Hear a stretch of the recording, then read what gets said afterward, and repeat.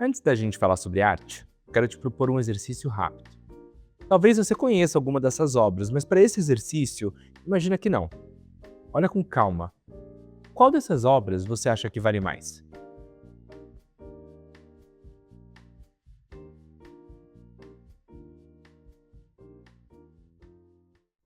Você escolheu uma obra clássica do Monet.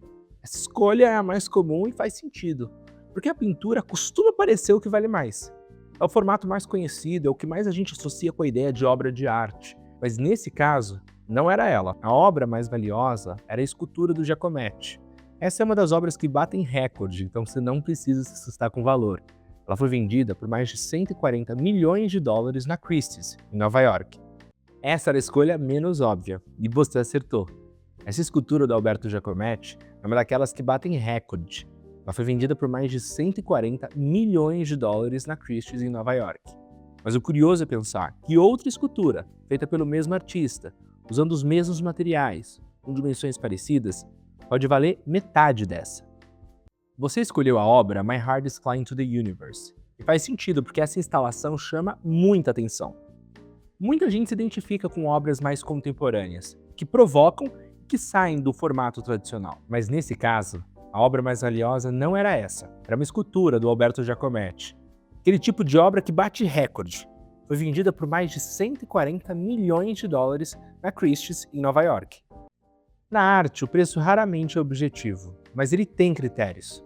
Ele se apoia em camadas de história, autoria e legitimidade. E é por isso que, sem contexto, qualquer palpite vira chute. E uma obra pode valer mais por vários motivos. Ela pode ter marcado uma era, porque o artista, depois de fazer aquela peça, pode ter atingido um novo patamar na carreira, ou porque ela fez parte de uma coleção importante. É um campo de acordos, percepções e histórias sobre o que tem ou não significado coletivo. E é justamente isso que torna a arte tão interessante. O valor, ou a importância dela, existe entre o consenso e o olhar individual. Mas quando a obra passa a ser sua, aquele consenso vira secundário. Mais do que tentar acertar o preço, o que importa é encontrar uma obra que tem valor para você. E assim a gente já te explica o trabalho do Art Advisor.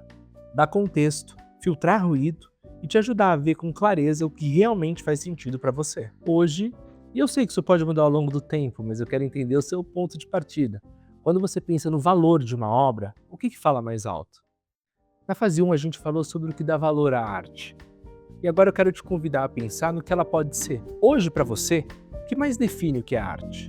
Para algumas pessoas, a arte tem que ter cara de arte. Tem que existir domínio material, o gesto de quem sabe fazer. Quando você olha e percebe o trabalho manual, a precisão, o tempo dedicado para fazer a obra, essa é a arte que nasce do ofício.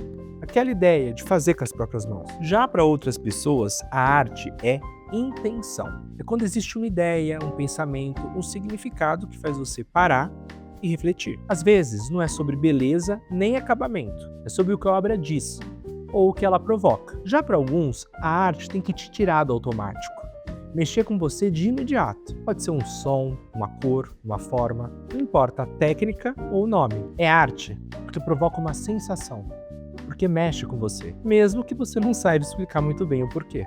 É completamente natural começar por aí. A arte nasceu do fazer, de mãos transformando a matéria em algo que tem sentido. E mesmo quando o artista experimenta novos materiais, esse impulso continua o mesmo. Requer repetição, precisão, domínio.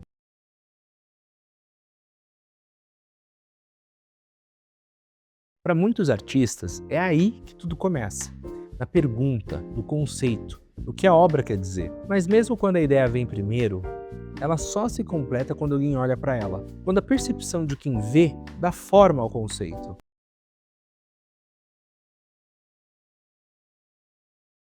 A arte que se sente mais do que se entende.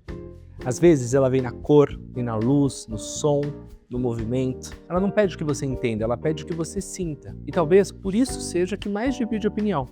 Porque ela precisa te alcançar para não passar batido. Eu não vou te dar uma aula de história da arte, mas vale a pena lembrar que por muito tempo arte significava escultura, pintura e gravura. E antes do século XIX, a arte quase sempre era comissionada. Você tinha as famílias muito ricas e você tinha a igreja. E na maioria das vezes, ela representava cenas mitológicas ou religiosas. Eram imagens criadas para ensinar, inspirar ou afirmar poder. Mas com o avanço das tecnologias, revolução industrial, surgimento da fotografia, eletricidade e as mudanças sociais que vieram delas, os artistas começaram a poder olhar mais para dentro. Eles começaram a falar mais sobre o que eles viam e o que eles sentiam. E a partir daí, o conceito de arte começou a se expandir. Deixou de ser só representação, mas se tornar também experimentação. E hoje o campo é muito mais amplo. Os artistas trabalham com tecidos, vidro, som, luz, cerâmica, papel, projeções e até algoritmos. É importante saber, você não precisa gostar de tudo. É ótimo que os artistas possam explorar o que eles quiserem, mas isso não obriga ninguém a fingir encantamento. No final do dia, para ser colecionador, você precisa perceber o que conversa com você e deixar o resto passar. E o papel do advisor é te ajudar a navegar por esse universo, mostrar o contexto, o porquê de cada escolha, e te ajudar a encontrar o que realmente ressoa com o seu olhar. Nessa mesma ideia de que tudo pode mudar, vamos continuar entendendo a sua cabeça de hoje. Quando você pensa em ter uma obra, que tipo de expressão mais te atrai? Até aqui, a ideia não foi necessariamente expandir o seu olhar, mas te colocar no estado de espírito certo para poder falar sobre arte. Agora, eu quero te ajudar em um passo mais concreto nessa nossa missão de descobrir se esse é ou não o momento de você ter a sua primeira obra. É aqui que a maioria das pessoas travam. Porque o olhar da pessoa para a arte está mais atento, mas tomar uma decisão parece um salto no escuro. Então, para te dar mais confiança, vamos tentar jogar uma luz nisso. Hoje, o que mais te preocuparia na hora de comprar uma obra de arte? É normal ficar em dúvida sobre o preço. Muita gente acha que a arte sempre precisa custar uma fortuna ou que o preço não segue qualquer tipo de lógica. E pode ser assim, mas não precisa ser assim. Como a gente falou antes, o mercado é muito mais racional do que parece. E na verdade, a maior parte dele vive bem longe dos milhões que aparecem nas notícias.